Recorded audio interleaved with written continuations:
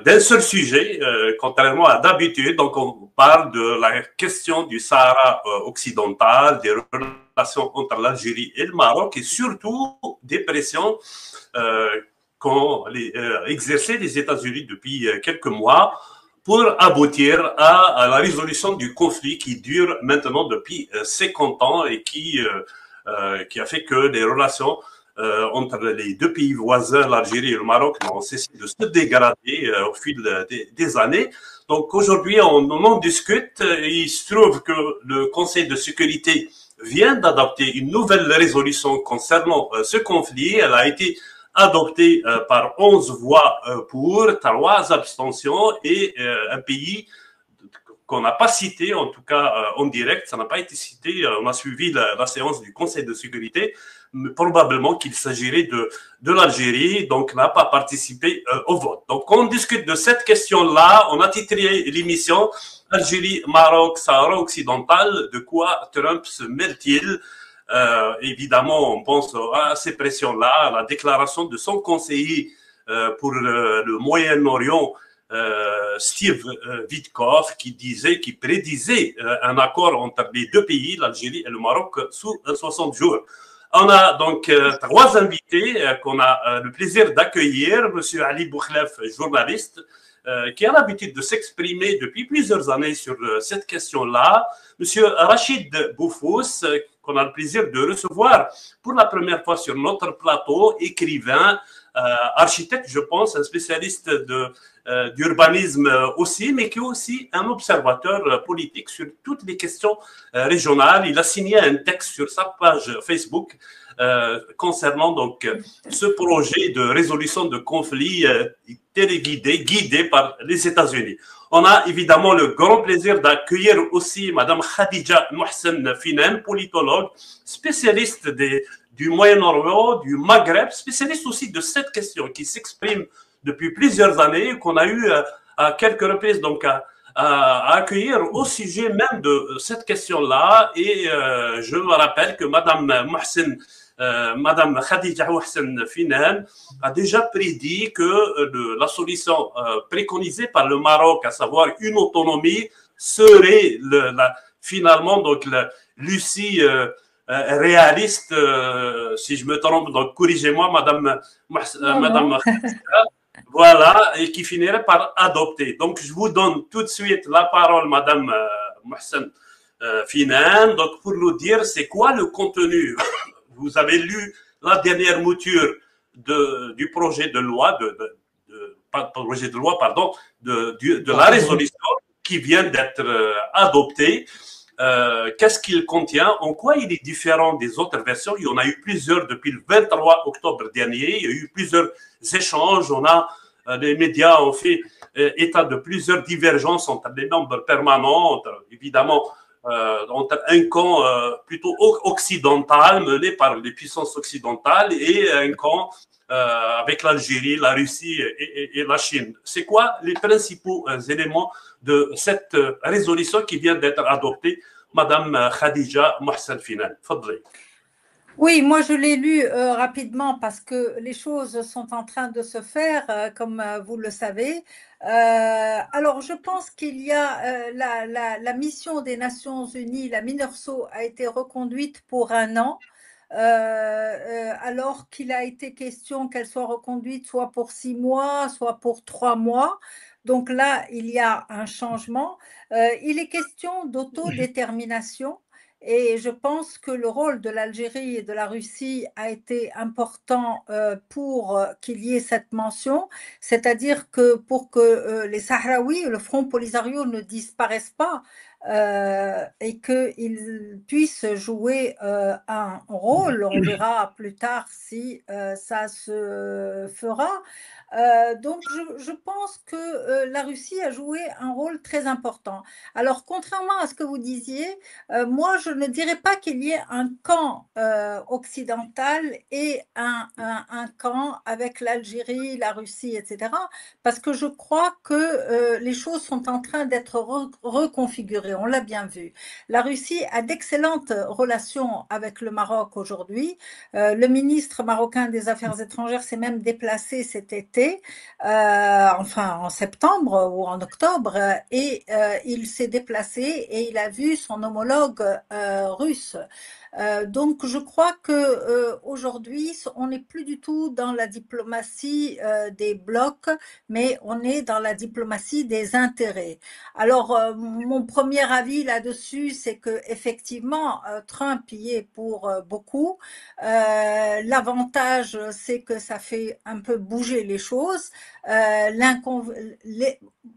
Je ne sais pas s'il y a inconvénient, mais que quand on parle de position acceptable par toutes les parties, je crois que toutes les parties ne sont pas logées à la même enseigne et certaines parties n'ont pas beaucoup le choix aujourd'hui. Alors, je ne sais pas si vous allez prolonger, moi, ce sont mes sentiments tout de suite. Juste une petite chose, vous disiez tout à l'heure que moi, je parlais d'autonomie depuis très longtemps, mais je dois dire que j'ai fini d'écrire un livre en 97 dans lequel je parlais d'autonomie, mais d'autonomie réelle. Et à ce moment-là, le Maroc parlait d'autodétermination et de référendum. Donc, je ne parle pas d'autonomie pour reprendre la position marocaine, mais parce que je pensais qu'elle était, à mon avis, à cette époque-là, et même maintenant, la plus réaliste.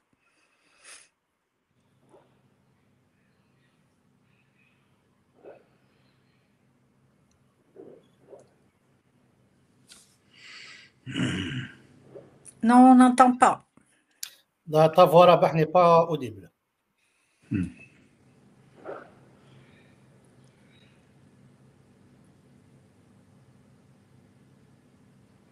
Désolé parce que je voulais en même temps donc avoir un extrait de la séance d'adoption de la résolution.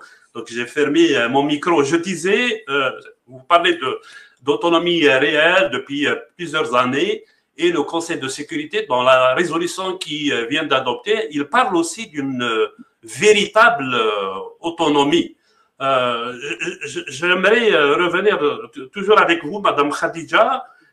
Quand je parlais des camps, il y a 3 abstentions parmi les pays qui se sont abstenus. Il y a la Chine et la Russie. Enfin, on peut présager que ce soit les 2 pays parmi les 3 qui se sont abstenus. Donc c'est pour ça que je parlais des pays d'un camp guidé par les puissances occidentales. Il y a d'autres circonstances, elles auraient opposé leur veto. C'est ça la différence. Voilà. Oui. D'accord. Donc, je vous propose d'écouter un extrait qui dure 1 minute de l'adoption du résolution. Ensuite, on revient à vous.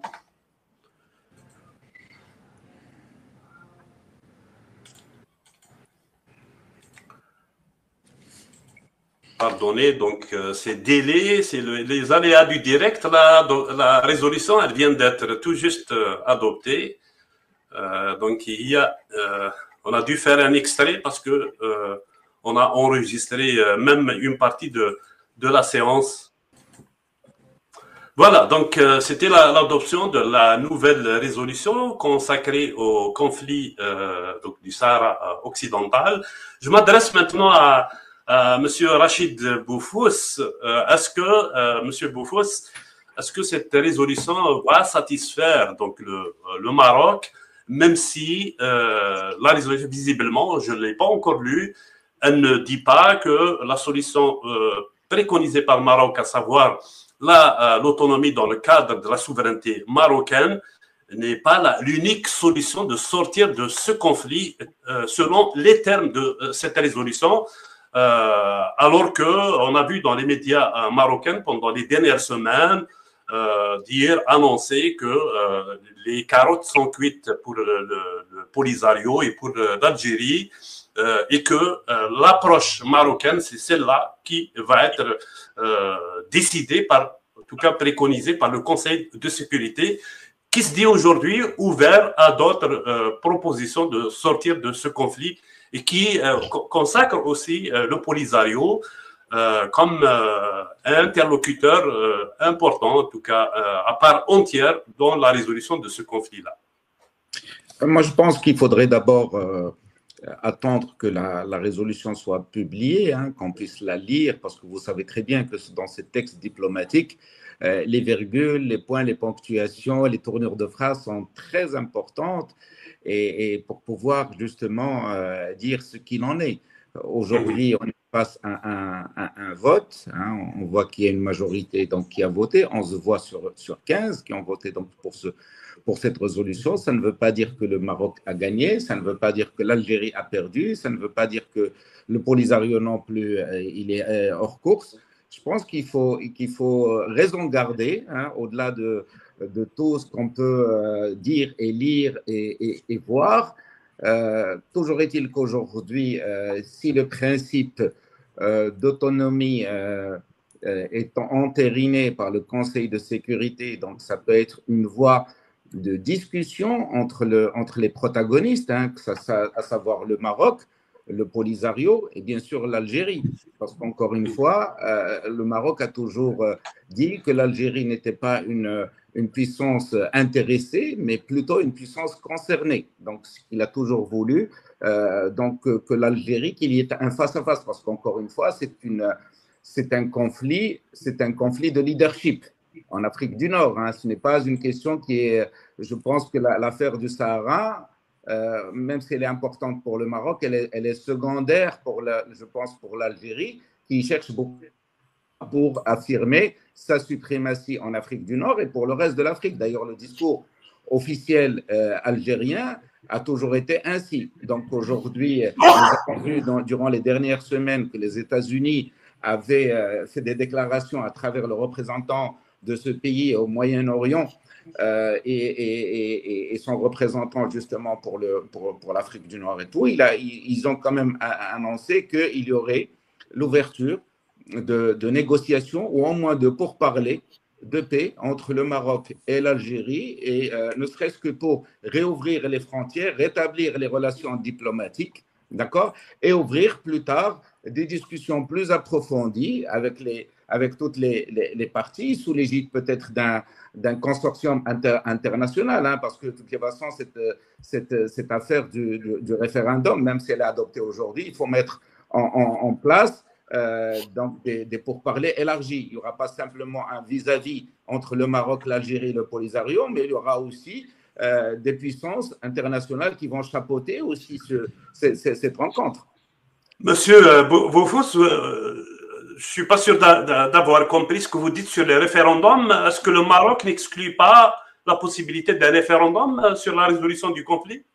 Non, sur la mouture de 2007 sur l'autonomie, il est clairement indiqué je pense, le point numéro 7, je parle sous l'autorité de Mme Khadija Mohsin Finan, qui est plus spécialiste que moi dans ces affaires, et que sur le point numéro 7, justement, de la proposition marocaine, il est dit clairement qu'il y aura un référendum, justement, qui sera destiné aux populations une fois que le plan d'autonomie sera mis en place, parce qu'on va poser la question aux populations. Maintenant, est-ce que c'est une consultation? Est-ce que c'est un référendum? Est-ce que c'est des choses comme ça? Je crois avoir lu cela dans la mouture marocaine, mais toujours est-il que de toutes les façons, les populations, à un moment ou à un autre, devront être, je pense qu'elles devront être associées, ne serait-ce que pour donner leur avis. Est-ce que ce plan d'autonomie les intéresse ou pas? Donc, on est dans des pourparlers diplomatiques. C'est très compliqué, ce n'est pas quelque chose d'assez simple à mettre en place. Et même l'autonomie, d'ailleurs, c'est tout un process pour la mettre en place. Nous aussi, du côté marocain, il y a aussi une révision de la Constitution à faire parce que nous n'avons pas aujourd'hui ce type de gouvernance au Maroc. Donc, nous avons encore plusieurs années à attendre avant qu'on arrive vraiment à cette autonomie. Et bien sûr, cette autonomie doit être acceptée par toutes les parties parce qu'encore une fois, il ne s'agit pas de faire un projet unilatéral. Ça a toujours été la démarche du Maroc, c'est qu'on soit ouvert, qu'on propose la discussion. Voilà, donc c'est ce que j'ai à dire. Parfait. Ali Boukhlef, Je ne sais pas si vous avez un commentaire à faire sur ce que vient de dire M. Rachid Boufous au sujet de l'ouverture possible à une consultation de type référendaire, soit uniquement autour de l'option d'autonomie ou qui pourrait intégrer, comme le réclame aussi le Polisario dans sa dernière sortie, sa proposition, ce qu'il appelle la proposition élargie. Il se disait prêt à soumettre donc à la population sahraoui donc la question de l'autonomie, la proposition marocaine sur l'autonomie avec d'autres, celle de l'indépendance aussi. Avant de passer à autre chose, à une question que j'ai envie de vous poser sur l'Algérie, comment elle s'en sort après l'adoption de cette résolution. D'abord, je pense que le texte tel que nous voyons actuellement, la dernière version qui a été adoptée ce soir, a été un peu édulcoré par rapport à la mouture initiale et l'ajout, à mon avis, du concept de l'autodétermination est beaucoup plus compliqué que ce que nous attendions. C'est-à-dire qu'il n'y a pas d'adoption franche d'une option par rapport à une autre. Mais il y a une sorte de consensus, à mon avis, au Conseil de sécurité et même dans la région autour du fait que la proposition marocaine, même si, à mon avis, M. Boufous va nous expliquer, parce que je n'ai jamais vu la mouture de la proposition marocaine. Il s'agit pour l'instant d'une proposition abstraite, de beaucoup plus d'un slogan que d'une proposition concrète, c'est-à-dire le contenu, il n'y est pas. Je pense qu'il y a un consensus pour dire que c'est plus réaliste, au moins du moins parmi les plus grandes puissances. On va parler de l'Algérie dans l'étape qui suivra. Mais pour l'instant, le premier écueil à dépasser, c'est d'abord de négocier entre les deux parties autour des trois options, comme le disaient les Sahraouis. Les Sahraouis disent que maintenant, on est prêt, on accepte de négocier autour des trois options apposées dans un référendum. Ils exigent que ça passe par référendum, c'est-à-dire une indépendance pure ou une intégration sur l'autorité du Maroc. Et ça, on n'en parle pas ici, mais c'était déjà une option qui a toujours existé lorsqu'on a parlé du référendum. Et la troisième option maintenant qu'ils admettent, c'est d'accepter une possibilité d'accéder à une large autonomie sous, évidemment, la souveraineté marocaine, comme le précise le texte dont nous avons vu des bribes pour l'instant. Donc la première étape à franchir, c'est celle d'accepter de négocier. Les Marocains n'ont pas dit encore qu'ils acceptent de négocier, parce que j'ai l'impression qu'ils veulent intégrer d'autres partenaires, notamment l'Algérie et la Mauritanie, dans la négociation, ce qu'ils appellent la table ronde, que l'Algérie refuse, parce qu'elle refuse de se considérer comme partie prenante, même si c'est un État observateur. C'est l'Algérie qui abrite les réfugiés, c'est l'Algérie qui aide les Sahraouis, donc il ne peut pas dire qu'on n'existe pas, mais ce n'est pas une partie directe, c'est les Sahraouis qui vont négocier. On ne sait pas, est-ce que la proposition américaine inclut des négociations directes, au-delà des relations algéro-marocaines, mais des négociations directes entre le Maroc et le Polisario qui semble être, entre parenthèses, reconnu de fait, puisque la résolution en parle encore une fois, donc les Sahraouis ont un représentant. Donc la première discussion, pour résumer, la première étape, c'est d'abord de commencer les négociations, après pour arriver, comme disait Rachid Boufous, à des mesures concrètes. Après, est-ce qu'on va poser la question, est-ce que c'est un référendum, est-ce que c'est juste une consultation, est-ce qu'on va passer comme l'ont fait les Algériens et les Français, c'est-à-dire par un accord, une sorte d'accord d'évian qui va régler toutes les questions, tous les détails, parce qu'il y a énormément de détails, les combattants sahraouis, les réfugiés, le partage des territoires, le partage des responsabilités entre l'État central et l'État aggloméré ou fédéré qui va naître de ces négociations. Mais ça, c'est des détails. Mais en attendant, on constate que la reconduite de la MINURSO pour une année, ça veut dire que le conflit perdure encore, que la question n'est pas encore réglée. On en a au moins une année pour gérer toutes ces questions-là et pour discuter des modalités de la sortie de crise. Et si on n'arrive pas, il y a malheureusement le fait accompli. Le fait accompli, c'est qu'il y a un conflit latent. Il n'est pas heureusement, entre guillemets, qui n'est pas mortel pour l'instant, il n'y a pas beaucoup de conflits armés, mais la situation est précaire. Et je dois avouer que moi qui ai visité les camps de réfugiés au moins à 3 reprises, dans 3 étapes différentes, j'avoue que sur le plan humanitaire, c'est absolument difficile à voir. Et il y a des gens qui sont nés dans ces camps, et qui vont mourir dans ces camps, qui n'ont jamais vu autre chose que ces camps. Et c'est une situation intenable pour n'importe quel peuple dans le monde. Et c'est pour cela il est urgent de trouver une solution d'une manière ou d'une autre. Merci, Ali. Si vous permettez, oui. Si vous permettez, j'ai retrouvé donc le plan d'initiative marocaine pour l'autonomie. Donc, si je peux vous réciter ce point sur le référendum. Bien sûr.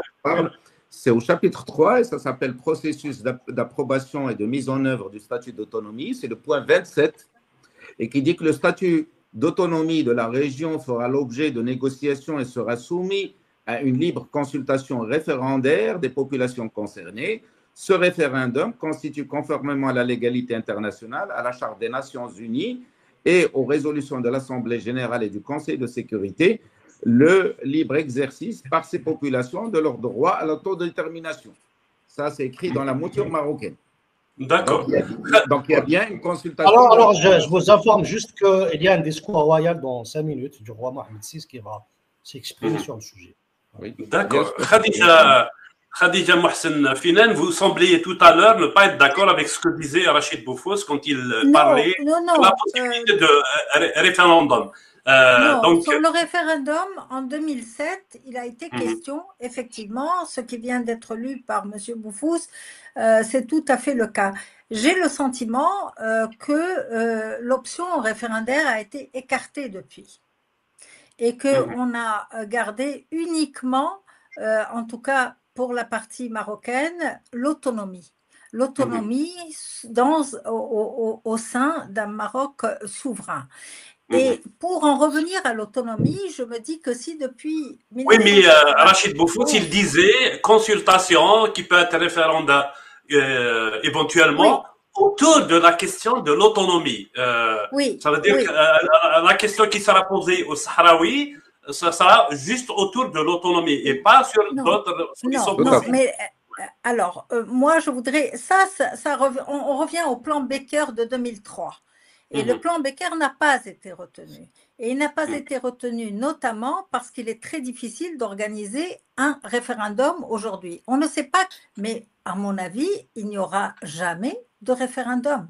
Ne serait-ce que parce que c'est difficile, parce que ça renvoie à cette identité sahraoui et c'est totalement contraire à la volonté du Maroc qui, aujourd'hui, il faut bien le dire, est en position de force. Et pour revenir à ce qu'a dit, si je peux me permettre, oui.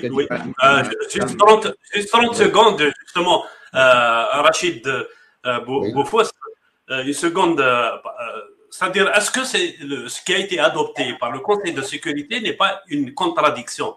Est-ce qu'il est possible de parler au même temps du plan d'autonomie sous souveraineté marocaine et de dire le droit à l'autodétermination? Est-ce que les populations sahraouies peuvent s'autodéterminer si on leur fixe un cadre qui est celui de l'autonomie sous souveraineté marocaine? Est-ce que le Conseil de sécurité, en adoptant cette résolution, ne vient pas rajouter une autre difficulté à ce conflit-là, Khadija Finan? Oui, bien sûr que moi je pense que cette dernière mouture qu'on a sous les yeux aujourd'hui, elle est le fruit d'un compromis pour qu'on puisse avoir un vote. Il voulait absolument avoir un vote, mais je crois que l'autodétermination, le mot autodétermination a été rajouté parce qu'il y avait l'Algérie qui devait voter et qui était à la manœuvre aussi, ne serait-ce que par sa fonction au sein des Nations Unies aujourd'hui, et la Russie. Il fallait séduire la Russie. On ne pouvait pas imaginer… Il y avait le Polisario aussi qui avait menacé de ne pas participer à des éventuelles négociations si on ferme la porte juste sur le plan d'autonomie marocain. Oui, mais est-ce que les conditions posées par le Front Polisario, malheureusement, est-ce que c'est cela qu'on va retenir en dernier? Je crains que non. Sincèrement, je crains que non. Je crois qu'il était question aussi de trouver une sortie honorable à des acteurs comme le Front Polisario ou l'Algérie pour que les choses deviennent possibles. Moi, j'ai ce sentiment. Maintenant, je ne sais pas comment les choses vont se faire, mais il était question, la volonté de Trump, c'était d'aller de l'avant. Et d'aller de l'avant parce que pour Donald Trump, la notion de paix, c'est un prélude à justement cette manière d'investir, de faire des affaires, d'avoir une région où la coopération économique fonctionne, etc. Donc, si on va rajouter des complications et qu'on va retomber dans l'immobilisme qu'on a eu pendant plusieurs décennies, je ne crois pas du tout que ce soit la manière de voir de Donald Trump. Je ne crois pas non plus que toute la stratégie marocaine qui arrive à son terme, c'était d'arriver finalement à accepter les conditions du Front Polisario. Moi, je ne le crois pas. Je crois qu'il faut être réaliste et de voir un peu à quoi, comment derrière les lignes, qu'est-ce qu'on peut voir et qu'est-ce qui va se faire maintenant. Rachid Boufour. 90 de ces questions de liste. Qui est qui et qui va voter. Voilà. Et donc les Sahraouis ramenaient leur liste qui était rétoquée par les cheikhs marocains. Les Marocains ramenaient leur liste, elles étaient rétoquées par les cheikhs sahraouis. Donc c'était vraiment l'impasse, alors qu'on savait très bien des deux côtés, notamment des cheikhs, des Polisario, qui sont souvent cousins ou son frère, etc. On savait qui était qui. D'accord. Mais c'était un jeu en trempe-l'œil pour en quelque sorte gagner du temps. Moi, je ne dis pas que toutes les parties ont cherché à gagner du temps, mais ça a donné ça. On a gagné beaucoup de temps, mais en même temps, on l'a perdu. On a perdu du temps parce qu'on aurait pu, justement, à un moment où les relations entre l'Algérie et le Maroc étaient assez correctes, pour ne pas dire bonnes, on aurait pu régler ce problème. On s'est retrouvé en Algérie, malheureusement, avec la décennie noire qui a vraiment tout arrêté parce que les Algériens avaient d'autres soucis, c'était compréhensible. Il y avait la fermeture, justement, suite à des attentats terroristes perpétrés à Marrakech, donc des frontières entre le Maroc et donc l'Algérie. Et c'est l'Algérie qui a fermé la frontière suite à l'instauration des visas par le Maroc. Le Maroc a réagi comme ça pour des questions de sécurité. L'Algérie l'a mal pris. Bon, on ne va pas rentrer dans des polémiques, mais toujours est-il que nous avons perdu un temps précieux de 1994 à la date de la fermeture des frontières jusqu'en 2025. Donc nous sommes à 31 ans aujourd'hui. Et en 2020, l'Algérie a fermé, a rompu unilatéralement les relations avec le Maroc, avec fermeture des frontières, enfin fermeture de toutes les autres frontières, et puis interdiction même de survol du territoire, enfin du ciel algérien. Moi, je pense qu'aujourd'hui, avec cette résolution adoptée aujourd'hui, l'essentiel, encore une fois, pour moi, à mon avis, c'est de s'asseoir autour d'une table. Que tous les protagonistes réapprennent à parler, réapprennent à discuter, réapprennent à confronter leurs idées. Bien sûr, ils ne seront pas contre, ils ne seront pas pour le premier jour, qu'il y aura toujours des résistances de part et d'autre, mais l'essentiel, c'est de reprendre le dialogue diplomatique et surtout de préserver le cessez-le-feu, encore une fois, parce qu'il y a de temps en temps des escarmouches du côté du Polisario vers le mur de défense marocain. Il faut que la paix revienne sur cette terre. Il faut que les gens réapprennent à parler. Voilà.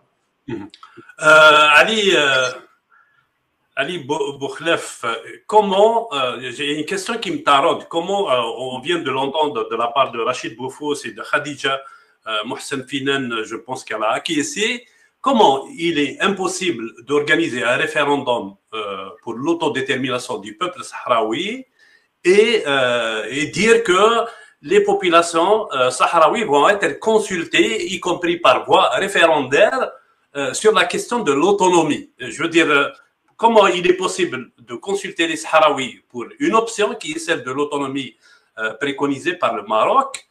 C'est la tendance de la résolution, je pense, la tendance principale.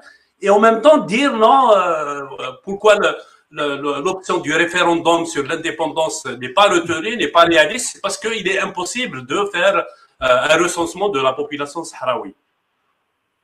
Évidemment, il y a une contradiction dans la résolution parce qu'on voulait préserver le chèvre et le chou en gardant d'abord le concept d'autodétermination, qui n'a, à mon avis, pas de sens si on opte pour l'autonomie, en même temps que de parler aussi du référendum ou de l'autodétermination d'un peuple qu'on ne peut pas consulter, donc les tentatives de consultation ont échoué par le passé. J'ouvre une parenthèse, je disais tout à l'heure qu'il y a un communiqué du Polisario qui vient de dire qu'on va reprendre la loi, enfin, ils ont repris, mais qu'il y aura d'autres attaques contre les soldats marocains stationnés au long du mur. Ça veut dire que la solution n'est pas pour demain. Il y en a eu quelques-unes ces derniers jours, hein, d'après les sources sahraouis, on a eu quelques attaques.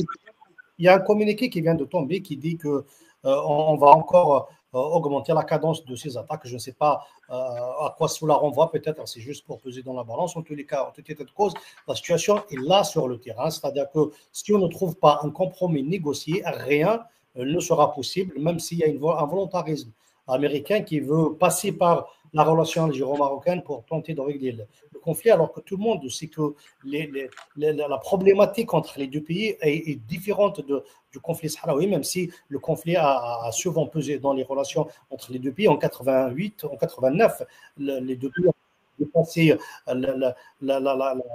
le problème et ils ont su parler d'une seule voix pour créer notamment l'Union du Maghreb à l'époque en mettant de côté le conflit. Donc les Américains n'ont pas forcément compris les grands enjeux de la question. Il y a, Rachid parlait tout à l'heure d'un problème de leadership entre les deux pays. C'est une évidence que tous les deux cherchent à se positionner dans la région, à devenir le leader de la région, quitte à sacrifier certaines de leurs intérêts. Quant aux Sahraouis, actuellement, tous, en tout cas les dirigeants du Polisario, disent qu'ils n'accepteraient pas. D'ailleurs, il y a une interview de Brahim Ghali qui a été accordée à une chaîne américaine il y a quelques années où il disait qu'il n'accepterait jamais une autre solution que le référendum d'autodétermination. Et si les Sahraouis choisissaient de rester sous l'autorité du Maroc, et ben, qu'ils soient ainsi, même si évidemment les choses peuvent changer d'un moment à l'autre parce que la réelle politique peut parfois l'emporter. Il y a aussi la lassitude des populations qui peut peser dans la balance, mais pour l'instant, ces contradictions sont là juste pour faire perdurer, à mon avis, le fait accompli et le statu quo actuel qui ne changera pas de sitôt, malgré les discours, malgré la victoire qu'on célèbre actuellement au Maroc. Il y a des festivités, il y a même des manifestations de joie qui sont en train de se dérouler au Maroc actuellement. Cela ne changera pas la réalité du terrain tant que les négociations et tant qu'une feuille de route précise n'est pas tracée. Khadija Finan, est-ce que vous êtes d'accord sur le constat par rapport au Sahraoui, notamment le Polisario? C'est quoi les marges de manœuvre que le Polisario a face à une résolution et face à des puissances comme les États-Unis qui entendent employer la force aussi pour imposer, je dirais, cette résolution, même si le Maroc a ignoré un certain nombre de résolutions depuis les années 90, je pense que le contexte peut-être il a changé aujourd'hui. On a les menaces que fait peser Trump et son administration qui dit il faut un accord. Est-ce qu'il peut imposer au Polisario donc d'aller négocier même si ces revendications n'ont pas été totalement satisfaites? On est dans un contexte totalement nouveau, à mon avis. Tout à l'heure, on a parlé de référendum et on a dit que c'était pour gagner du temps. À mon avis, les Marocains ont toujours parlé de référendum pour gagner du temps. Même en 1981, quand Hassan II à Nairobi a parlé de référendum, c'était pour gagner du temps. Il n'a jamais été question, moi j'en ai discuté même avec Driss Basri qui est décédé aujourd'hui, il n'a jamais été question pour le pouvoir. À un moment donné, il voulait déplacer des populations pour organiser un vote et ça a été immédiatement écarté. Donc ces contradictions ont toujours existé et elles continuent d'exister, mais je vais répondre à votre question sur le Front Polisario. Même dans la lettre envoyée par Emmanuel Macron au roi Mohamed VI, elle est déjà pleine de contradictions. Il parle de souveraineté qu'il reconnaît du Maroc sur le Sahara occidental et il parle aussi de sonder les populations. On va les sonder sur quoi?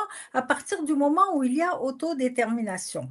Alors, le Front Polisario, à mon avis, est-ce qu'il est affaibli aujourd'hui? Il est très affaibli. il risque même de ne plus exister. Et Donald Trump a menacé de le mettre sur la liste Des des organisations mouvements terroristes. terroristes. Donc, et d'autre part, quelle a été sa marge de manœuvre tout au long de ces dernières décennies? Moi, je ne crois pas qu'il puisse reprendre les armes de lui-même. Je ne crois pas qu'il puisse faire un communiqué de lui-même et donner 3 ou 4 options. C'est absolument exclu. C'est l'Algérie qui lui demande d'agir ou de ne pas agir. En revanche, le Front Polisario, en tout cas des éléments sahraouis qui vivent aujourd'hui à Tindouf, peuvent faire preuve d'une nuisance. Ils peuvent avoir une capacité de nuisance, c'est-à-dire qu'ils peuvent se radicaliser. Ils peuvent aussi aller au Mali ou ailleurs et se pactiser contre l'Algérie ou contre le Maroc ou autre. Ça, ce n'est pas exclu. Simplement dire qu'aujourd'hui, le Front Polisario représente une menace pour l'administration Trump, je suis désolée, mais moi, je n'y crois pas du tout. Malheureusement, Rachid, parce que… Rachid Bofous, du côté du Maroc, comment justement le Front Polisario est perçu? Là, on s'achemine, du moins d'après le texte de la résolution qui a été adoptée, à la reconnaissance du Front Polisario comme représentant légitime des populations sahraouies, pour ne pas dire le peuple sahraoui, je parle du point de vue marocain. Donc, s'il y a une autonomie authentique, comme le dit la résolution, donc il y aura une gestion donc des territoires du Sahara occidental par des forces, on peut s'attendre à ce que ce soit des forces qui soient issues, des forces politiques qui soient issues du Front Polisario. Comment on vit avec ça du côté des autorités marocaines? On reconnaît ce droit au Front Polisario d'administrer des territoires donc sahraouis, de même de consulter les populations, et par contre on refuse d'admettre donc l'idée de les consulter sur un projet d'indépendance ou de souveraineté sahraoui. Le Maroc n'a jamais, c'est-à-dire, il n'a pas attendu 2025 ou 2024 pour justement envisager une éventuelle administration de ce territoire par ses populations. Il a démarré depuis très longtemps. Il a fait justement tout un plan où il a formé un certain nombre de cadres issus du Sahara. Il en a fait de hauts fonctionnaires. Il a même intégré dans son appareil administratif, notamment au niveau du ministère de l'Intérieur, un certain nombre de cadres, de très hauts cadres du Polisario, qui sont devenus soit ambassadeurs du Maroc en Espagne, soit wali, c'est-à-dire super-préfet au Maroc. Donc, il a intégré depuis très longtemps, donc, soit les gens qui sont restés donc, au Maroc, soit les gens qui sont revenus des camps. Donc, il n'a pas de souci aujourd'hui d'envisager demain à ce que les populations locales, une fois que c'est regroupé autour d'une démarche politique sereine, claire, clairement identifiée, qui fait quoi, qui gouverne quoi, dans quel processus va se faire donc ce plan d'autonomie.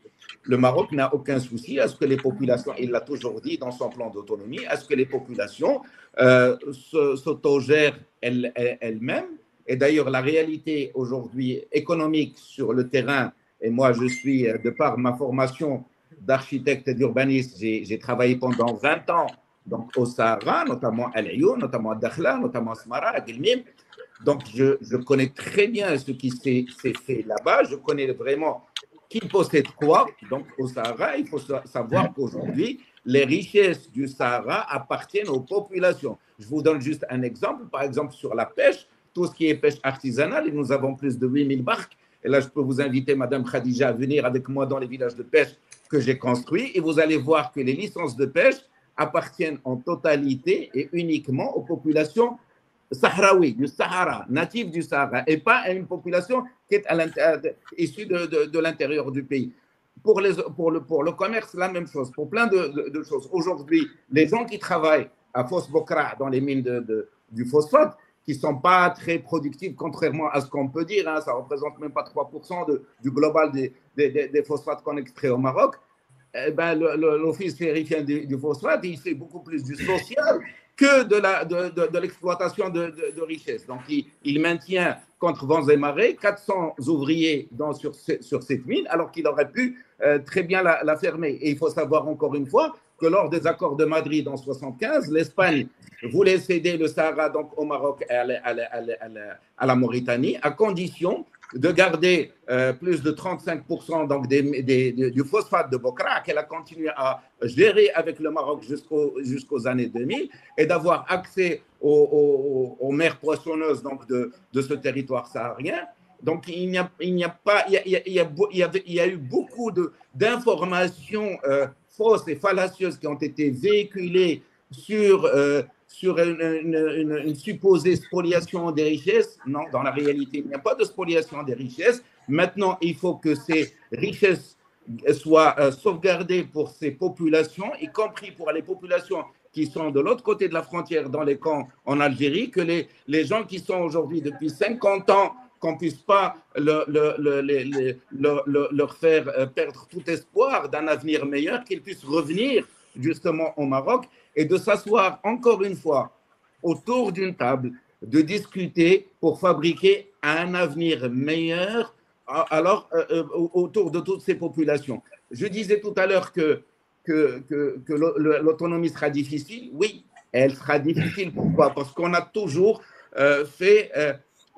on veut faire de la politique moderne avec des organisations tribales. Encore une fois, le Sahara est un pays de tribus. Ce n'est pas un pays de citoyens européens ou américains. Donc, encore une fois, il y a des soucis, même dans la gouvernance même du Polisario, la gouvernance de la pseudo-race, tout ça, il y a toujours la prédominance d'une seule tribu, c'est celle d'Ergibat. On n'a jamais donné de quote-part ni aux Ledlim, ou la Tidrarin, donc, encore une fois, il n'y a jamais eu, donc de l'autre côté, de diversité, de représentation, de représentativité et de diversité dans la représentativité. Et ça, c'est le plus grand challenge aujourd'hui, c'est de transformer ces populations tribales, et elles ont beaucoup de difficultés aujourd'hui, ne serait-ce qu'à s'entendre entre elles, même historiquement, c'est de se retrouver dans un processus politique serein, avec des urnes, avec des votes, avec des partis traditionnels, avec une représentativité, avec un parlement régional, toutes ces choses-là. C'est pour ça que je dis que c'est difficile, mais il faut y arriver. Encore une fois, on mettra du temps, d'accord? Mais il faut absolument que le processus démocratique puisse s'installer dans ce territoire. Merci, Rachid. Non, je crois que je suis obligée de dire certaines choses quand même. Ouais, le Maroc est là-bas depuis 1975, oui, mais dans le contournement du droit international. Les populations seront administrées par le Maroc, oui, mais dans le contournement du droit international. Les ressources sont exploitées et effectivement, il y a aussi des Sahraouis qui gèrent des bateaux de pêche, etc., parce qu'ils sont effectivement, qui travaillent avec le Maroc, mais dans le contournement du droit international. Ce dont il est question aujourd'hui, c'est que cette situation devienne une autonomie et qu'elle ait l'aval des Nations Unies. Donc on ne va pas nous sortir que ça s'est toujours très bien fait et qu'il n'y a aucun problème. Il y a beaucoup de problèmes et il y a, comme vous le savez, Monsieur Boufous, beaucoup de coercition dans la région du Sahara occidental. 80% du Sahara, non, mais bien sûr que oui. Et là, vous avez énormément d'associations qui ont travaillé là-dessus. L'autre question, c'est quand la Cour de coercition, qu'est-ce que vous appelez coercition, Khadija Finan? Qu'est-ce que vous appelez coercition? C'est des gens, c'est Aminatou Haider, ce sont des gens en prison quand ils lèvent la tête et qu'ils disent nous sommes ici sans consultation. L'autre chose, non, attendez, laissez-moi finir, s'il vous plaît, monsieur. Vous allez pouvoir réagir, Rachid. D'accord, bien sûr que vous allez réagir. Les avis de la Cour de justice de l'Union européenne, on n'en a pas du tout tenu compte. la Cour, elle a donné un avis. Non seulement on n'en a pas tenu compte, mais on n'a pas consulté les populations sahraouies. Donc venir nous dire qu'il n'y a aucun problème et qu'on va continuer comme avant, non. C'est un rapport de force et la stratégie marocaine a gagné, oui, mais nous dire que tout ce qui s'est fait, ça va se prolonger parce que c'est normal et qu'il y a un côté tribal et qu'il y a un côté qui n'est pas tribal, ça, ce n'est pas acceptable. Ça, c'est effectivement le langage officiel. Nous, ici, on est réunis pour sortir de cette langue officielle et pour réfléchir et pour analyser les choses. Donc, venir nous dire qu'il n'y a aucun problème et que l'exécutif dont il est question dans une autonomie, c'est un exécutif élu, ce n'est pas un exécutif coopté. L'exécutif qui existe aujourd'hui au Sahara, administré par le Maroc, est un exécutif coopté. Et vous le savez très bien, M. Boufous. Avant de vous laisser réagir, Rachid Boufous, pour un peu compléter ce que vient de dire Khadija Finan, il faut dire qu'un certain nombre d'organisations des droits humains à l'échelle internationale ont mis en exergue un certain nombre de violations des droits humains. Il y a des prisonniers sahraouis, ils sont militants, ils sont militants de l'indépendance du Sahara occidental et ils sont aujourd'hui même en prison. Est-ce que vous niez cette réalité, Rachid Boufous? Si vous permettez, avec tout le respect que je dois à Mme Mohsin Finan, qui est une grande chercheuse, n'empêche que ce qu'elle dit ne correspond pas à la réalité. Encore une fois, je suis désolé. Vous pouvez dire ce que vous voulez, c'est votre droit. Je dis aussi ce que je veux. Encore une fois, quand vous dites Madame Aminatou Haïdar avec tout, effectivement, Madame Aminatou Haïdar a eu des soucis au Sahara, mais ce qu'il faut savoir, c'est que Madame Aminatou Haïdar n'est pas originaire du territoire contesté. Elle est issue de la région de Guelmim. Et la région de Guelmim. Peu importe, elle porte une cause. Non, madame, ça repose le problème. Et vous êtes en contradiction à ce que vous dites, parce qu'encore une fois, depuis 1975, et je rejoins ce que vous dites, si on parle de ce Sahara qui était justement colonisé par l'Espagne, si on parle de toutes ces tribus, alors donc à partir de la frontière donc de Tah au sud de Tarfaya, jusqu'à Nouadhibou, jusqu'à la Mauritanie, on parle de ce territoire. Si aujourd'hui on va affecter des gens qui ne sont pas issus de ce territoire et qui se positionnent. Non, monsieur, c'est un territoire qui est non autonome pour les Nations Unies. Je vous ai laissé parler, vous me laissez s'il vous plaît parler. Nous ne sommes pas là pour nous jeter de l'invective, nous sommes là pour discuter. Non, il n'est pas calmez-vous, madame, parce qu'encore une fois, je combats justement, moi, toutes ces idées qui sont contraires à ce qu'il y a dans la réalité. Vous pouvez l'accepter, ok, vous ne pouvez pas l'accepter, c'est votre droit, mais encore une fois, nous sommes là pour faire avancer le débat, nous ne sommes pas là pour polémiquer autour de ça. Moi, je dis nous sommes là pour faire avancer le débat, mais madame, pas pour remettre en question, pour redire la position officielle du Maroc. Madame, nous ne sommes pas là pour ça. Encore une fois, vous savez que les accords de Madrid de 1975… L'ONU ne les a jamais reconnus. Madame, comment ça, pardon? Les Nations Unies n'ont jamais reconnu les accords de Madrid, monsieur. Toujours est-il qu'il y a eu des accords entre la force occupante et entre les deux États, donc le Maroc et la Mauritanie, et l'Espagne a délégué donc l'administration de ce territoire donc au Maroc et à la Non, mais on perd notre temps là. De quoi parle-t-on, monsieur Boufous? Maintenant, on peut dire tout ce qu'on veut. On va écouter Ali Boukhlef. Très bien. Vous voulez pas un moment qu'on l'avait écouté. Vous voulez pas revenir à 75? Vous n'allez pas me ressortir l'histoire officielle. Vous ne voulez pas revenir à 1975? Rachid Boufous, s'il vous plaît, terminez votre intervention. J'ai envie de donner la parole à Ali Boukhlef aussi. Oui, mais si je peux terminer mon propos, ça serait bien. Oui. D'accord, allez-y. Voilà, donc nous ne sommes pas là pour revenir à 1975, nous sommes en 2025, d'accord? Il y a aujourd'hui une réalité nouvelle qui est justement voulue par le concert des nations, par les Nations Unies. Aujourd'hui, il y a 11 États sur 15 qui ont voté donc, pour ce processus d'autonomie et il faut absolument lui donner sa chance et ne pas revenir avec des idées éculées des années 70, des années 80 et toujours incriminer le Maroc, parce qu'encore une fois, ce territoire n'est pas une terre annulus comme on a voulu toujours nous le faire croire. Depuis des centaines d'années, ce territoire est un territoire marocain. Le Maroc Mais, est dans pardon, dans le Maroc. Et voilà. Rachid Boufos, comment vous expliquez le fait que vous venez d'évoquer les accords de Madrid, comment vous expliquez le fait que le Maroc a déjà accepté de partager le territoire du Sahara occidental avec la Mauritanie? Parce qu'encore une fois, il faut revenir, et là je vous invite vivement à lire toute la littérature qui a été écrite, notamment l'un des derniers ouvrages écrits par Sir Al-Boubrik sur le conflit du Sahara. Oui, vous pouvez hocher la tête, mais bon, quand ça ne vous arrange pas, vous pouvez le contester. C'est pas grave. Moi, ça ne m'arrange pas, je n'ai aucun intérêt là-dedans. Toujours est-il que Madame Mohsin Finan, et je connais votre façon de réfléchir, etc., je vous suis depuis plusieurs années, je ne mets pas en cause votre propos et vous avez tout à fait le droit en tant que chercheuse de dire cela. Mais toujours est-il qu'il faut accepter qu'il y ait des chercheurs qui disent autre chose, qui disent une réalité qui aujourd'hui a été créée par l'Espagne. Encore une fois, la notion de peuple sahraoui est une notion qui est créée par l'Espagne à partir de 1970. Merci. Même avant. Oui, merci. On va pas revenir sur ce volet de l'histoire. On va essayer d'avancer. J'ai envie d'entendre Ali Bouchlef. Ali Bouchlef, vous évoquiez tout à l'heure dans votre dernière intervention la situation difficile vécue par les réfugiés dans les camps de Tindouf. Que savez-vous, puisqu'on évoque la situation dans les territoires occupés, administrés par le Maroc, de la situation des Sahraouis? J'ai cité...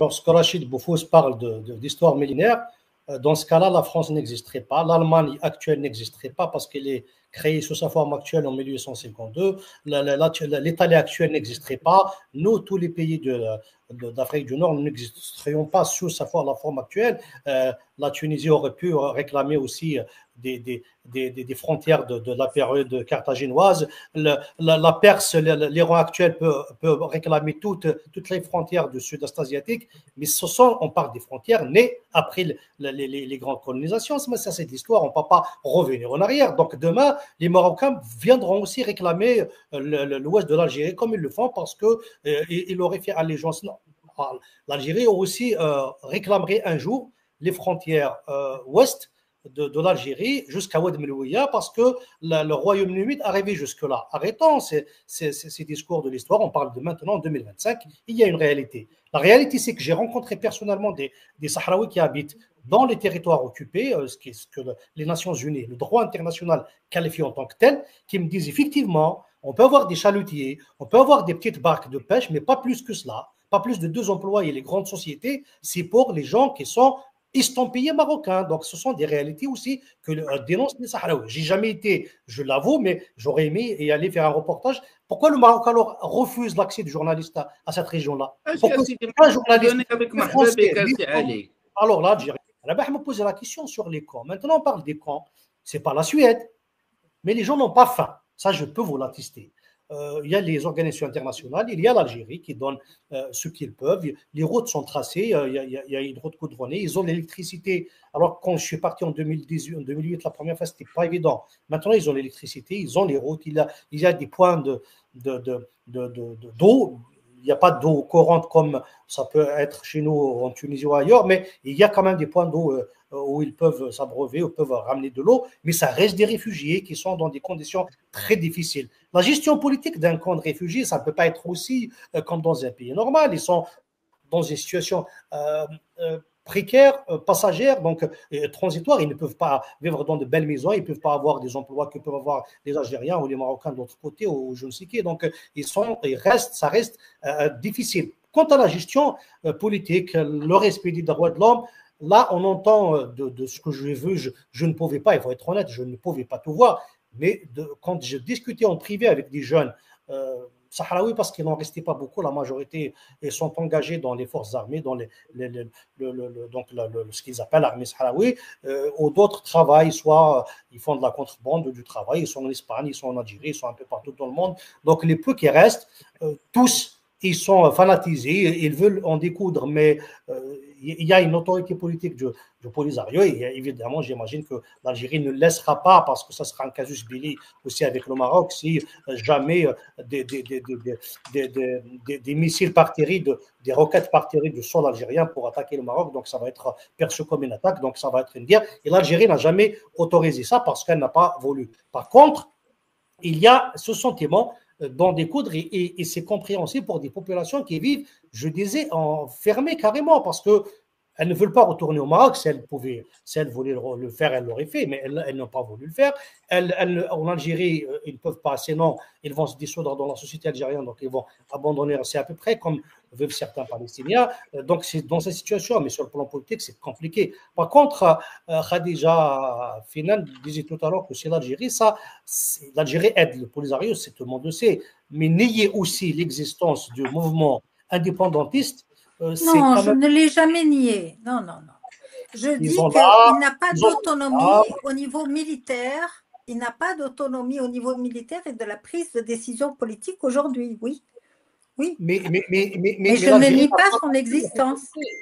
Mais l'Algérie ne peut pas décider toute seule sans ces gens-là. Si jamais ils décident de reprendre l'autre armée d'Algérie, j'imagine qu'elle met son poids pour éviter une guerre régionale, mais ça ne peut pas durer longtemps. Il y a des gens, il y a des jeunes Sahraouis, et je les ai vus, j'ai discuté avec eux, qui veulent réellement en découdre. Et pour l'instant… Oui, moi aussi, je les ai vus, j'ai discuté avec eux, mais c'est de l'ordre, à mon avis, de la rhétorique. Toujours est-il qu'on est en train de revenir en arrière et de ne pas discuter de l'actualité ni de ce qui va advenir.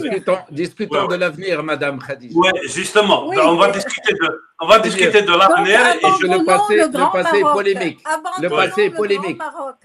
Oui, mais on va discuter de ce qui va se passer. Mais je voudrais toujours entendre Ali Bouchlef sur l'impact sur l'Algérie. Je ne sais pas si dans le texte final, l'Algérie est citée comme partie prenante, mais dans le point PP2, ce qu'ils appellent dans un résumé d'une dernière version, je pense d'hier, il parlait du Front Polisario, il parlait de l'Algérie, du Maroc évidemment, et de la Mauritanie.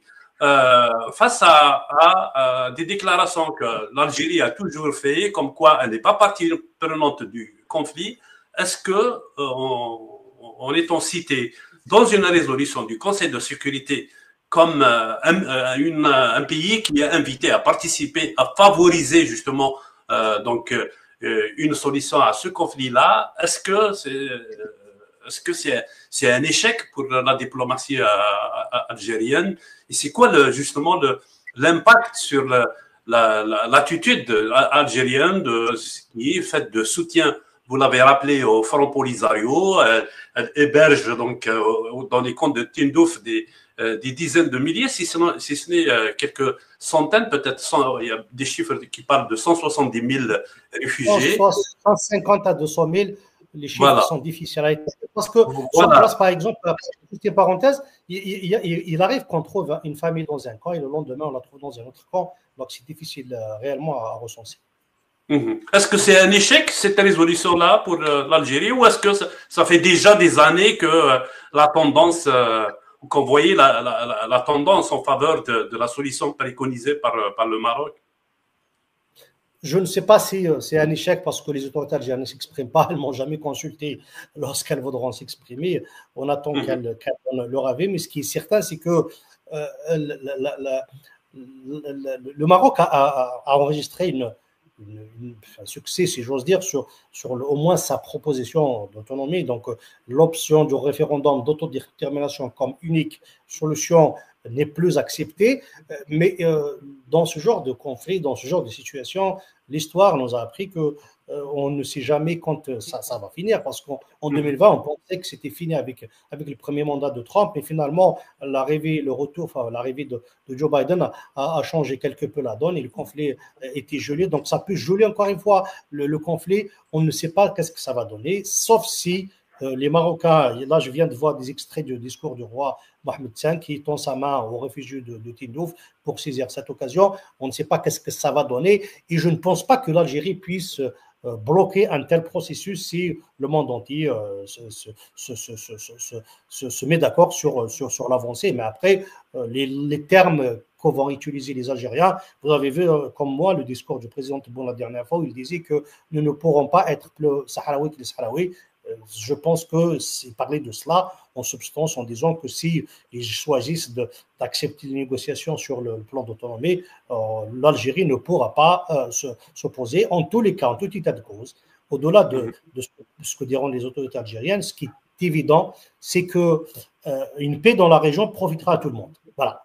À nous, mais Ali Bouchlaf, vous l'avez rappelé vous-même tout à l'heure, le Front Polisario a déjà déclaré qu'il ne participerait pas à un processus de négociation si le plan marocain de l'autonomie est favorisé par la résolution adoptée par le Conseil de sécurité. Non. Et on a vu des manifestations, je ne sais pas il y a une ampleur, il y a eu une manifestation importante dans les camps de réfugiés ces derniers jours, donc pour dire non donc, aux pressions de Trump, au projet de résolution du Conseil de sécurité. J'ai assisté à la conférence de presse de Mohamed Islam Baïset, le ministre des Affaires étrangères du Polisario. Il a dit que nous sommes ouverts aux discussions sans préalable. C'est-à-dire que déjà le principe de discuter. En second lieu, il a dit que nous sommes prêts à discuter sur les trois sujets, donc l'indépendance, l'intégration et l'autonomie, avec le Maroc sur tous les dossiers sans limite. Ça veut dire qu'après les manifestations politiques, bon, c'est un peu normal pour expliquer à la population, mais les Sahraouis sont prêts à négocier une solution. La seule exigence qu'ils mettent pour l'instant, c'est le référendum, et ça, je ne sais pas si c'est pratique. Khadija Finan nous disait que c'est quasiment impossible.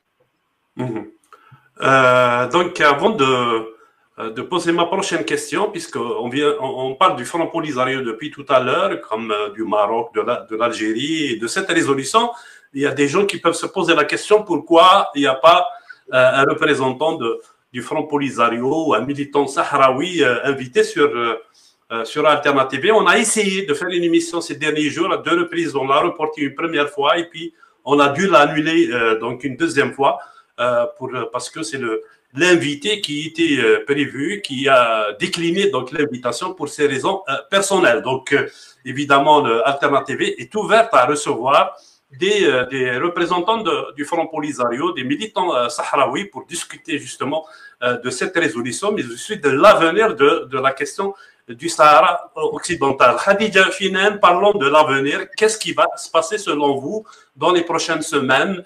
Est-ce qu'il y aura donc des rounds de discussions qui vont être décidées, ça va être sous l'égide du chef de la MINURSO, des États-Unis. J'ai vu quelque part qu'un certain nombre de personnalités ont salué le fait que les États-Unis se disaient prêts à accueillir sur son sol donc de telles discussions. Qu'est-ce que vous pouvez nous dire là-dessus? Moi, je ne sais pas quelle va être la teneur de ces discussions. Peut-être qu'il s'agit d'une forme à donner à un conflit que les États-Unis veulent clore. Tout à l'heure, je crois que M. Bouchlef a dit en 2020, on a dit que c'était fini. Je crois que ce à quoi on assiste aujourd'hui, c'est le prolongement de 2020.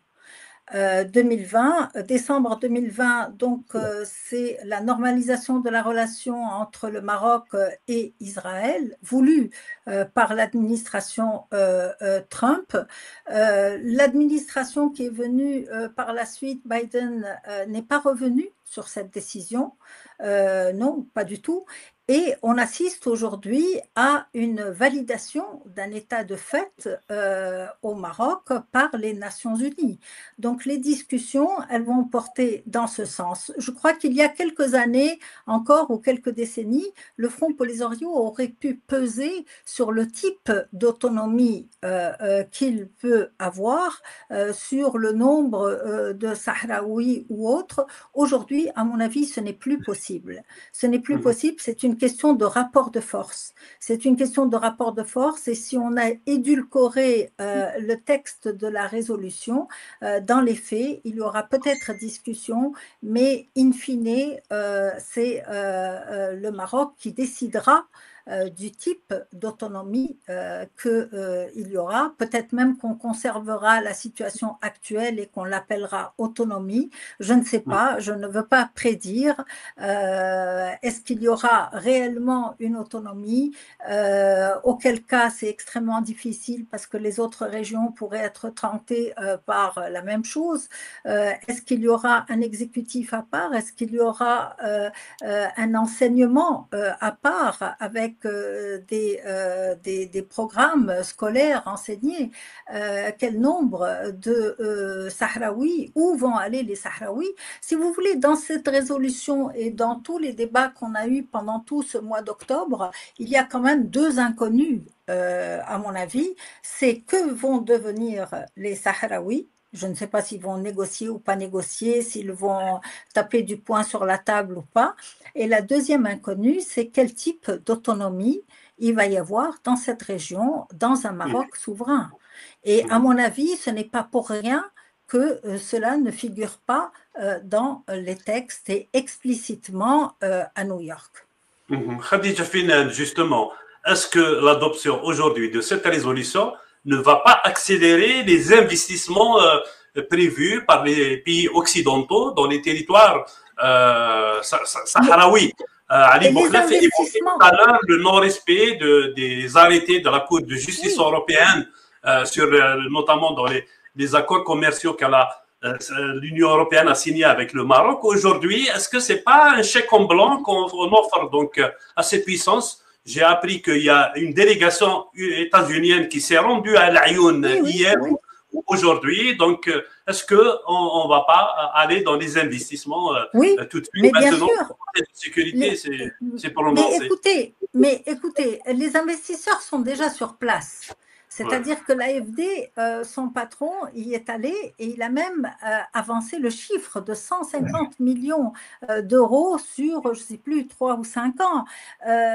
Donald Trump a donné des garanties à ces entreprises pour qu'elles investissent.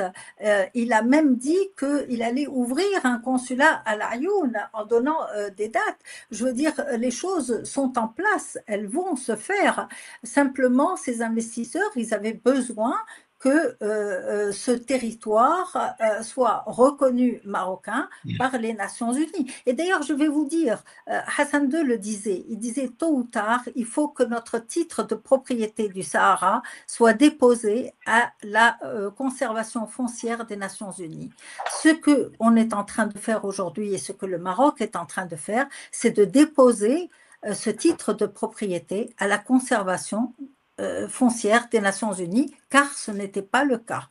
Mais tout ça, vous savez, Donald Trump, pour lui, ce qui compte, ce sont les affaires, c'est l'économie. Tout le reste, ça n'a pas beaucoup de sens. La paix pour la paix, ça n'a pas beaucoup de sens pour lui. Rachid Boufous, est-ce que vous êtes d'accord? Et selon vous, qu'est-ce qui va se passer dans les prochains mois dans les territoires donc, sahraouis? Est-ce que ça va? Est-ce que le Maroc maintenant se sent donc détenir une carte, une autorisation donc pour faire ce qu'il veut donc dans les territoires sahraouis, à accueillir les investisseurs étrangers, alors que même les négociations qui sont proposées aux différents, entre le Maroc et le Polisario, avec en associant l'Algérie et la Mauritanie, je ne sais pas ce que dit le texte final. Est-ce que le Maroc va aller de l'avant donc dans l'exploitation des ressources qui existent sur les territoires sahraouis pour essayer un peu d'imposer aussi un fait accompli, une situation de non-retour à l'arrière? Moi, je pense qu'aujourd'hui, on s'achemine beaucoup plus vers une Pax Americana, qui est pilotée par les Américains. Donc, on ne connaît pas les contours de ce qui va être après, parce qu'encore une fois, les États-Unis, comme les grandes puissances, n'ont pas d'amis, n'ont que des intérêts. Donc, il faut voir aujourd'hui comment cette chose va être pilotée. Enfin, les Américains viennent avec leurs grands sabots, encore une fois, comme toujours, et ils veulent imposer des pourparlers aux deux puissances. Elles leur donnent 60 jours pour se mettre d'accord. Ça fait 30 ans qu'ils ne se parlent pas. Bon, c'est quand même, je reste assez. Oui, mais je parlais d'autre chose. Cette question-là, je voulais l'aborder comme dernière question. C'est Rachid. Mais toujours est-il qu'aujourd'hui, comme a dit Madame Khadija, effectivement, les puissances internationales sont là, la FD est là, avec un programme ambitieux sur, je pense, 5 ans. Ce qui n'est pas rien, enfin, c'est pas. Mais donc les Américains vont arriver avec beaucoup d'autres puissances qui vont venir ici, mais qui viennent aussi au Maroc. Donc aujourd'hui, il y a une attractivité du Maroc à l'échelle internationale qui est applaudie partout. Il y a beaucoup de groupes internationaux qui s'y installent. Tant mieux, je dis tant mieux pour les populations, tant mieux pour l'emploi, tant mieux pour le développement. Toujours est-il que moi, je tiens absolument à dire que tant que les populations bénéficient en direct de tous ces investissements, je pense qu'on aura fait un grand pas, parce qu'encore une fois, le développement, et moi je défends beaucoup le développement territorial parce que je suis aussi originaire d'une région, le Tafilalet, qui est très pauvre, etc., qui a une mauvaise redistribution des richesses nationales. Et je milite justement pour une déconcentration de toutes ces décisions centrales vers les régions. Et je pense que l'autonomie au Sahara peut donner aussi un exemple si elle est bien négociée, si elle est bien mise en place. Et je réitère ce que j'ai dit au début. Moi, ce que je souligne le plus, la difficulté sera dans la mise en place de tout le cadre technique, de tout le cadre institutionnel, de tout le cadre politique de cette autonomie qui peut, in fine, servir de modèle pour d'autres régions au Maroc. Et le discours de Sa Majesté Mohamed VI pendant plusieurs années parlait de cette nouvelle régionalisation avancée qu'il voudrait octroyer donc aux régions, et s'inspirant ainsi de ce que disait déjà Hassan II. Théoriquement, parce que je n'ai pas d'informations, ici, en Algérie, l'information sur ces questions-là est concentrée entre les mains du chef de l'État et de son entourage, donc on ne peut pas le savoir tout de suite qu'est-ce qu'ils vont dire. Mais ce que je peux vous dire, c'est que, évidemment, que si les deux parties acceptent d'engager les négociations, c'est déjà le début de la solution. Sinon, on va rester dans le statu quo, d'autant plus que le montant de la dénonciation a été prolongé d'une année. Ça veut dire que moi, pendant cette période-là, l'envoyé spécial des Nations Unies pour le Sahara occidental ou les médiateurs américains qui veulent apparemment jouer un rôle important vont essayer de rapprocher les positions et de convaincre, ou parfois même de forcer la main en utilisant probablement leur poids pour amener toutes les parties, comme il l'a fait d'ailleurs Trump en Israël.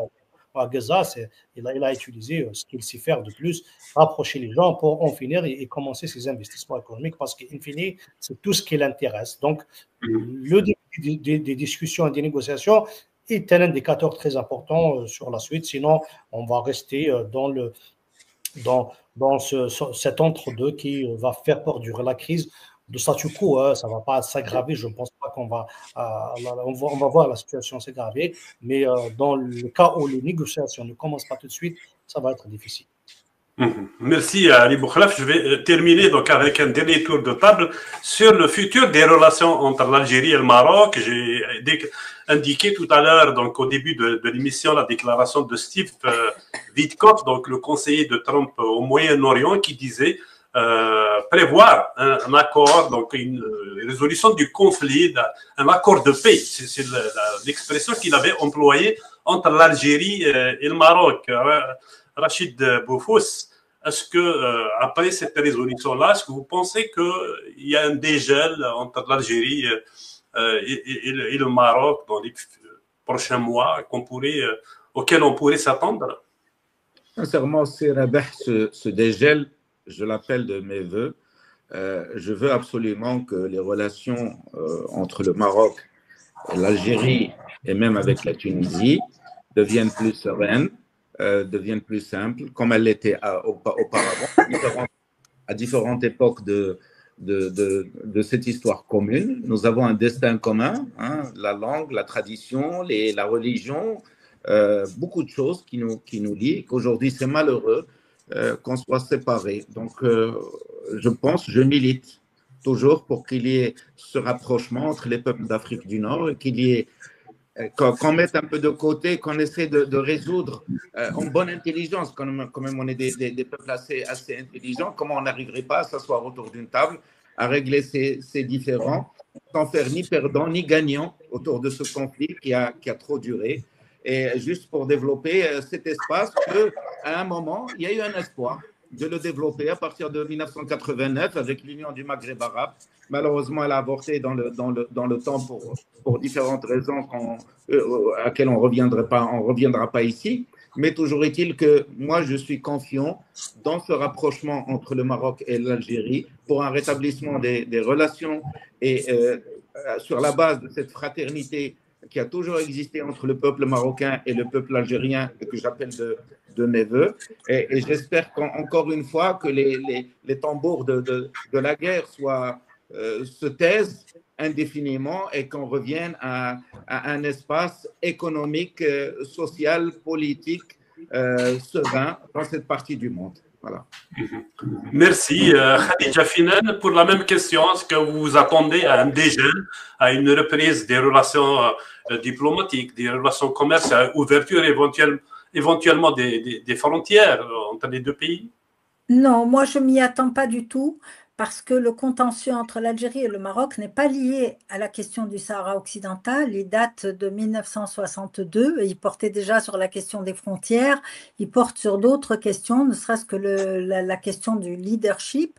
Et la relation et le partenariat stratégique entre le Maroc et Israël ne laisse pas prévoir, à mon avis, un dégel de sitôt. Au contraire, plus le Maroc avance dans sa stratégie gagnante, il faut bien le dire, et plus les relations avec l'Algérie vont être, à mon avis, absolument pas sereines. Merci. Ali Bouchlef, Khadija Finan vient d'évoquer un élément important qu'on n'a pas évoqué ce soir, c'est la présence d'Israël depuis les accords d'Abraham. Donc il y a un acteur aussi d'Israël, peut-être qui va influer, comme elle le dit, sur le futur des relations entre l'Algérie et le Maroc. D'abord, je dois préciser qu'il n'y a pas de guerre entre l'Algérie et le Maroc et je pense qu'il n'y en aura pas.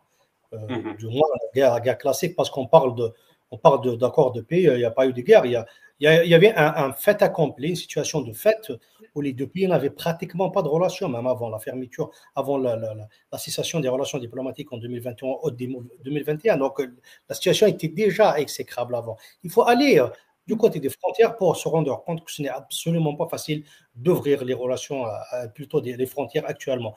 Les relations diplomatiques peuvent être normalisées conjoncturellement, on peut reprendre probablement l'installation des ambassadeurs des deux côtés, mais elles ne se réchaufferont pas pour l'instant pour différentes raisons. D'abord, la question sécuritaire, parce que le flux de drogue qui entre par les frontières ouest est effarant. Il arrive jusqu'à la Tunisie d'ailleurs et jusqu'à l'Europe. C'est incroyable les quantités qui rentrent. Et puis, il y a la contrebande qui signait les régions frontalières de l'Algérie à un certain moment, en plus de la question migratoire. Il ne faut pas oublier un passé récent aussi. Le Maroc était la base arrière de groupes terroristes. Hein. Ils ont même caché certains. Bon, ça s'est arrêté par la suite. Ils ont même livré un de ces chefs-là. Mais la question est très, très compliquée.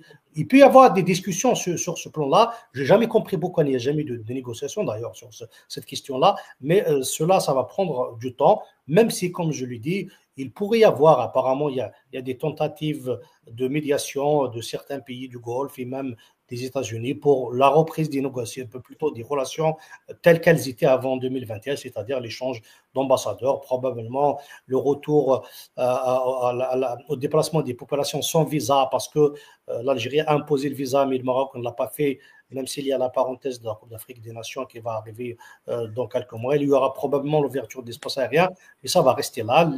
La normalisation totale, comme c'est le cas par exemple avec la Tunisie, c'est très compliqué parce que le contentieux et le poids aussi évidemment de la lutte pour le leadership régional, il faut pas l'oublier, est extrêmement important.